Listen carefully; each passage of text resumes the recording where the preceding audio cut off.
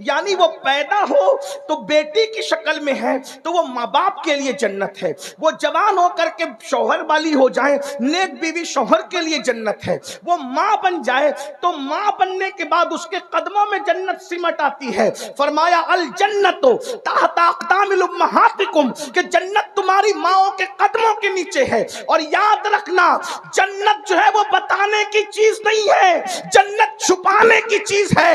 جنت کو جنت اسی لیے کہتے ہیں کہ وہ چھپا دی گئی ہے، جن کو جن اس لیے کہتے ہیں کہ وہ چھپی ہوئی مخلوق ہے۔ جن اور جنت کا مادہ ایک ہی ہے، تو جو جنت ہوگی وہ چھپی ہوئی ہوگی۔ ہمارے یہاں عورت کا دوسرا نام جنت ہے، اس لیے ہم عورت کو چھپا کر کے رکھتے ہیں۔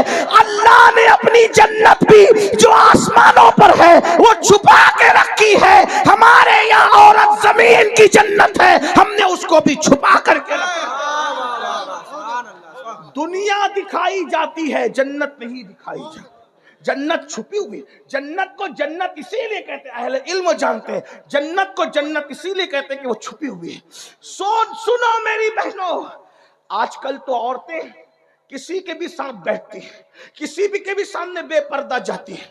یاد رکھنا یہ بھولا پن چھوڑو، پردے کے پابند بنو۔ دیور سے بھی پردہ، جیٹ سے بھی پردہ، خالہ زاد بھائی سے بھی پردہ، چچا زاد بھائی سے بھی پردہ، مامو زاد بھائی سے بھی، سب سے پردہ کرو۔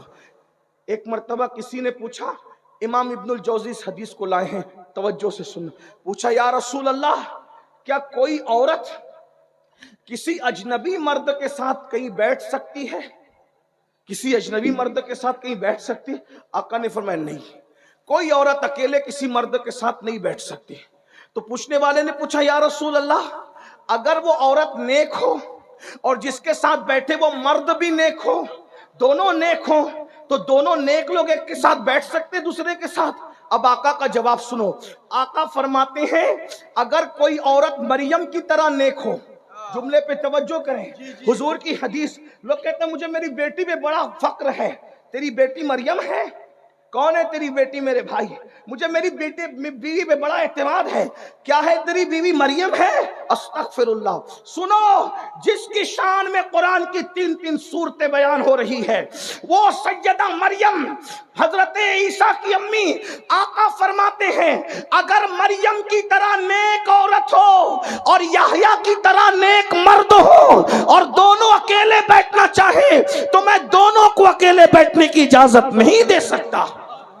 ہے کوئی یحییٰ جیسا نیک مرد؟